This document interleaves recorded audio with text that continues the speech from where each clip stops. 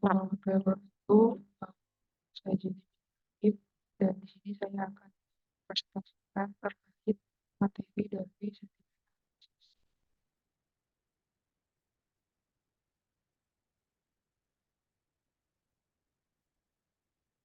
Baik, yang pertama adalah apa itu sentimen analisis. Jadi sentimen analisis ini adalah teknik untuk menganalisis emosi dan isi dari teks. Di mana teknik ini menggunakan natural language processing, dan machine learning untuk mengidentifikasi sentimen positif, negatif, atau netral dalam komunikasi. Apa manfaat dari sentimen analisis ini? Pertama, memahami opini publik terhadap suatu produk, layanan, brand, atau isu tertentu. Kemudian melacak reputasi online dan mengidentifikasi potensi bisnis. Kemudian meningkatkan customer experience dengan memahami umpan balik pelanggan. Yang terakhir adalah mendapatkan insight untuk mengembangkan produk dan strategi marketing.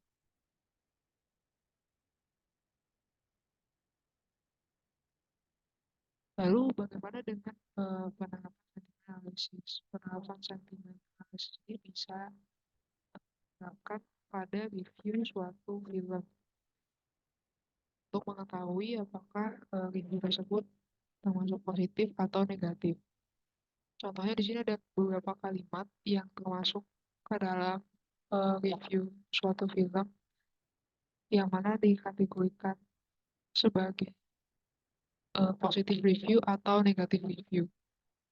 Contohnya yang pertama itu adalah bentuk dari bagaimana negative review yang masuk ke dalam kategori sentimen negatif. Lalu di kalimat kedua itu termasuk ke dalam positive review atau bisa juga dikatakan sebagai review yang masuk ke kategori sentimen positif dan seterusnya. Lalu penerapan sentimen analisis ini juga bisa dilihat di Google Product Search, ya, di mana kita bisa melihat ke komentar dari orang-orang yang sudah pernah menggunakan produk tersebut sebagai review yang dianggap review positif atau review negatif. Contohnya yang di situ dikatakan this was very easy to set up for computers. Jadi dia mengatakan bahwa uh, produk itu tuh gampang di setup untuk komputer, yang artinya itu adalah review yang positif. Jika review dari produk tersebut positif, maka sentimen yang disebut juga masuk ke dalam sentimen positif. Dan seterusnya dari keseluruhan review. Kemudian juga bisa di aplikasi belanja. Sebelum orang itu barang, mereka pasti akan lihat ke customer review-nya. Dari customer review itu kita uh, bisa melihat komentar-komentar yang paling banyak itu seperti apa. Di sini contohnya banyak yang review terkait performance dari produk tersebut. Jadi penggunaan sentimen ini bisa mendeteksi atau melihat apakah review performance yang ada dalam review produk tersebut termasuk ke positif atau negatif. Kemudian juga untuk sentimen ini bisa dilihat dari tanda sentimen di Twitter. Ini contohnya dia menggunakan aplikasi sentimen Twitter. Dia sebuah mencari beberapa tweet dengan kata United Airlines di dalam. Hasilnya ditunjukkan bahwa banyak sentimen negatif yang muncul daripada sentimen positif dari setiap tweet yang mengandung kata United Airlines. Di bawahnya itu adalah contoh tweet yang mengandung kata United Airlines. Jika diwarnai merah itu berarti tweetnya termasuk ke dalam kategori negatif, dan jika warna yang hijau berarti uh, masuk ke dalam kategori tweet yang positif.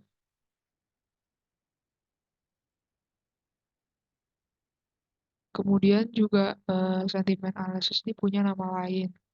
Yang pertama itu opinion extension, kemudian bisa dikatakan juga sebagai opinion mining, lalu kemudian bisa dikatakan sebagai sentimen mining, dan yang terakhir itu bisa dikatakan sebagai subjectivity analysis.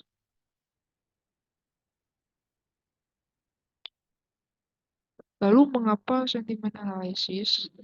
Jadi sentimen analisis ini bisa berguna, contohnya di film. Kita bisa melihat review-review film dari orang-orang, apakah reviewnya termasuk positif atau reviewnya termasuk negatif. Lalu di sebuah produk, apa yang orang pikirkan tentang produk tersebut, termasuk produk baru, contohnya produk baru iPhone. Apa yang orang pikirkan itu termasuk sentimen. Lalu politik, apa pendapat orang tentang kandidat atau isu yang sedang apa dibicarakan sekarang. Nah, itu termasuk sentimen juga.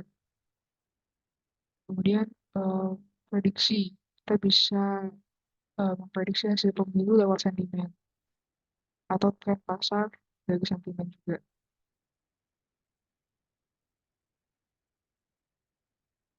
Kemudian ada jenis sentimen. Jadi sentimen itu tidak hanya berupa positif, negatif, atau netral, tapi juga berbagai macam jenisnya. Contohnya yang pertama emosi.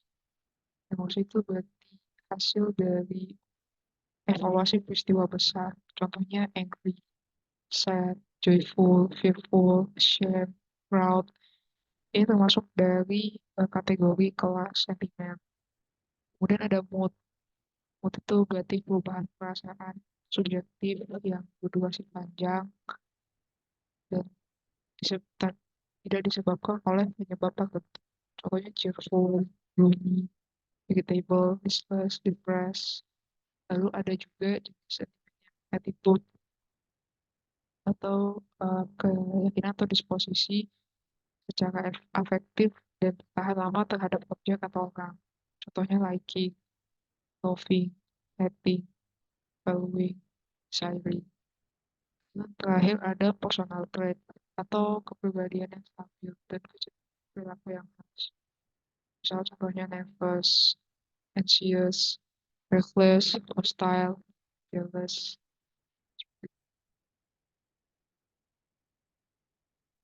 Misalkan kita ambil contoh dari sentimen jenis attitude, berarti analisis sentimen itu mendeteksi attitude dan melihat foldernya atau source pada attitude, lalu mendatarkan aspek pada attitude, kemudian melihat type attitude-nya, tipe-tipe attitude-nya itu seperti apa, ada like, love, hate, value, atau bisa juga dengan lebih umum melalui polaritas weighted sederhana seperti pada sentimen pada umum, balik lagi ke positif.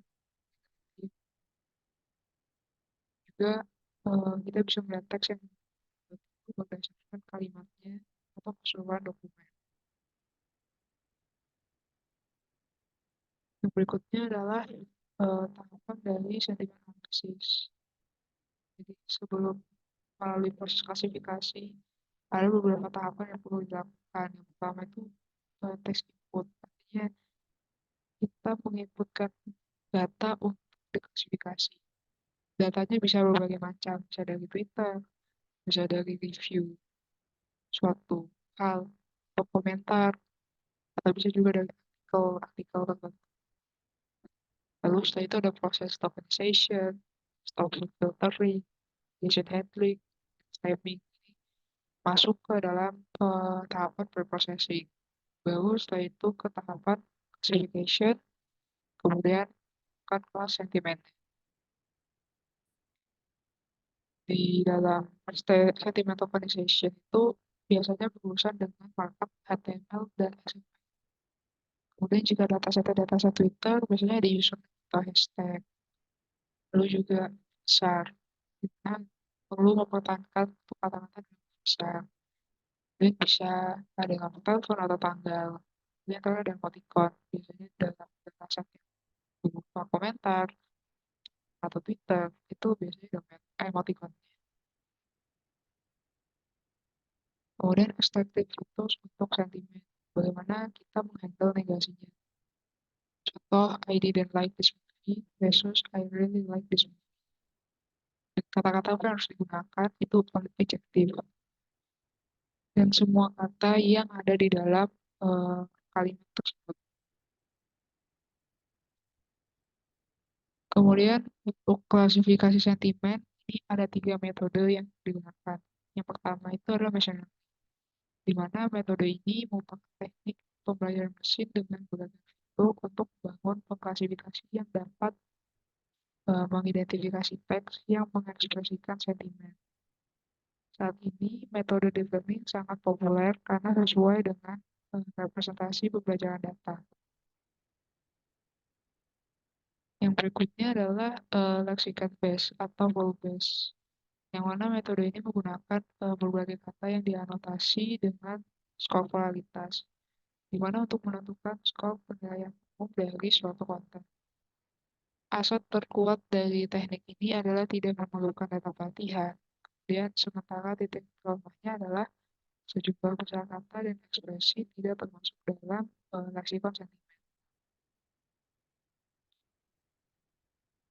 Kemudian ada metode hybrid, di mana kombinasi pembelajaran mesin dan pendekatan berbasis leksikon untuk analisis sentimen. Meskipun tidak umum digunakan, metode ini biasanya memberikan hasil yang lebih menjanjikan daripada pendekatan yang sudah disebutkan sebelumnya. Jika menggunakan metode pembelajaran mesin, ada 3 klasifikasi yang paling banyak digunakan untuk analisis sentimen, yaitu algoritma SVM, kemudian ada algoritma Nash Bayes, lalu ada algoritma decision tree. Dan jika melakukan pendekatan dengan berbasis leksikon, ada 2 algoritma utama yang biasa digunakan, yaitu corpus dan juga dictionary. Dan berikut ini merupakan bagian dari sentimen analisis, di mana ada 2 pendekatan yang bisa digunakan, yaitu pendekatan machine learning dan juga pendekatan lexicon based. Jika memilih pendekatan machine learning, ada 2 pembelajaran yang bisa digunakan, yaitu supervised dan unsupervised. Jika memilih supervised, masih ada 4 mode classifier yang bisa dipilih. Ada decision tree, ada linear, ada rule based, ada probabilistic. Jika memilih linear, berarti algoritma yang digunakan adalah algoritma SVM, dan ada juga algoritma neural network. Jika memilih probabilistik, berarti algoritma yang digunakan adalah bias, kemudian ada Bayesian network, atau juga maksimum entropy. Lalu jika memilih pendekatannya dengan lexicon based, berarti ada 2 pendekatan algoritma yang bisa digunakan, yaitu dictionary unique based dan juga corpus based. Jika memilih corpus based, berarti bisa menggunakan statistical atau semantik. Lalu dalam proses klasifikasi juga ada cross validation-nya, di mana cross validation ini memecah data menjadi 10 fold atau 10 lipatan, di mana setiap fold itu dipilih, kemudian foldnya dipilih sebagai data sementara. Lalu setelah itu melatih pada 9 fold sisanya, kemudian hitung kinerja pada 10 foldnya. Sehingga di akhir dilakukan kata-kata kinerja dari 10 kali iterasi. Lalu berikutnya dalam mengklasifikasikan sentimen itu terkadang ada masalahnya. Apa yang membuat ulasan itu sulit diklasifikasikan? Biasanya kalimatnya diperhalus. Di contohnya di ulasan parfum pada brand parfum gitu ya. Di situ dikatakan sebuah review yang kalimatnya diperhalus.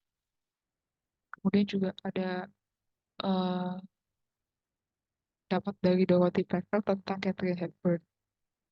Di situ dia mengungkapkan suatu hal yang mungkin konotasinya negatif, tapi karena kalimatnya diperhalus, akhirnya menjadi suatu hal yang positif. Nah, padahal itu adalah eh, bentuk sentimen negatif. Bisa seperti itu. Lalu juga bisa jadi karena kegagalan pada ekspektasi. Misalkan dalam suatu paragraf, dia memiliki beberapa sentimen yang berbeda. Contohnya di paragraf pertama ini dia eh, mereview sebuah film. Dia mengatakan, this film should be brilliant. It sounds like a great plot. The actor are first grade and the supporting cast is good as well. Di situ berisi beberapa kata yang termasuk dalam sentimen positif. Namun di akhir paragraf dia mengatakan, however, it can hold up. Can hold up di sini dianggap sebagai eh, sentimen yang negatif. Sehingga model menjadi sulit mengklasifikasikan review tersebut karena eh, sulit untuk mengetahui apakah itu review yang positif atau review yang negatif jika ada dua sentimen yang berbeda di dalam. Kemudian juga di paragraf kedua di situ dikatakan, but surprisingly the fact that Lawrence Fishburne is not so good either. Dia awalnya mengatakan very talented kepada Lawrence, tapi terakhirnya dia mengatakan not so good. Nah di sini klasifikasi akan jadi sulit untuk mengetahui apakah kalimat tersebut itu merupakan kalimat yang positif atau kalimat yang negatif. Sehingga uh, model itu perlu untuk mempelajari suatu konteks dari setiap kalimat, paragraf, atau keseluruhan dokumen, sehingga model itu menangkap pola dari kalimat tersebut, dan dari penangkapan pola itu bisa mengetahui eh, apakah paragraf tersebut atau dokumen tersebut sentimen positif atau sentimen negatif. Bisa juga dengan menghitung jumlah dari seberapa banyak sentimen kata yang termasuk sentimen positif atau kata yang termasuk sentimen negatif. Berarti jika lebih banyak kata yang terhitung sentimen positif, maka keseluruhan paragraf tersebut positif dan sebaliknya. Seperti itu. Ya, mungkin itu saja yang bisa saya sampaikan terkait materi tentang sentimen manusia ini. Kurang lebih mohon maaf. Wassalamualaikum warahmatullahi wabarakatuh.